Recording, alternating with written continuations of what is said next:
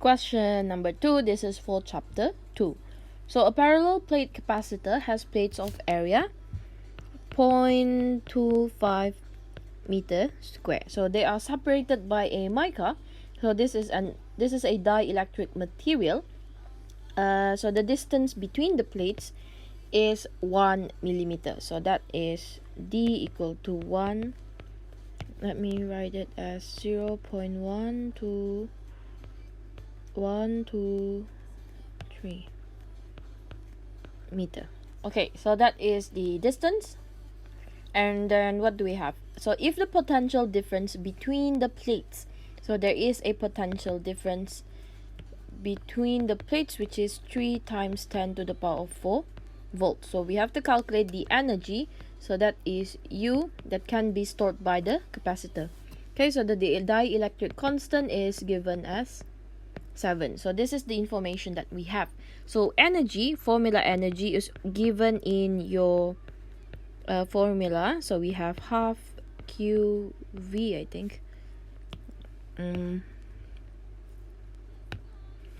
Is it here? Yes. So we have half equation number 13.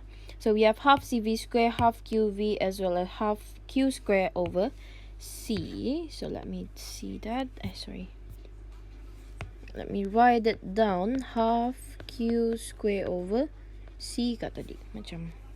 Okay, so for this one, we have to use the one yang ada, the one that ada apa?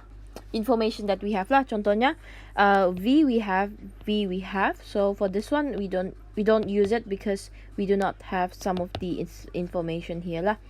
Okay, and then for this one pula, kita tiada value charge. Okay, so we don't have the value of Q, so automatically we are only gonna use this first equation here.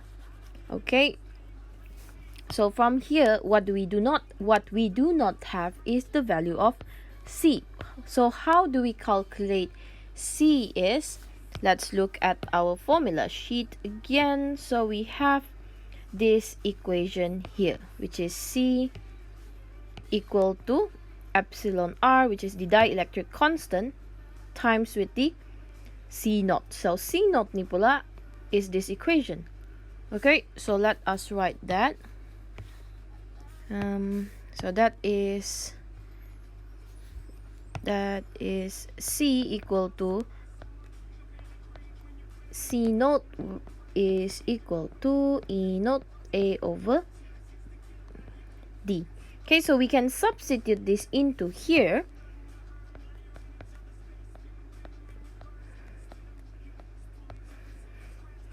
Over D. Okay, so kita tengok yang ini. Do we have all of this?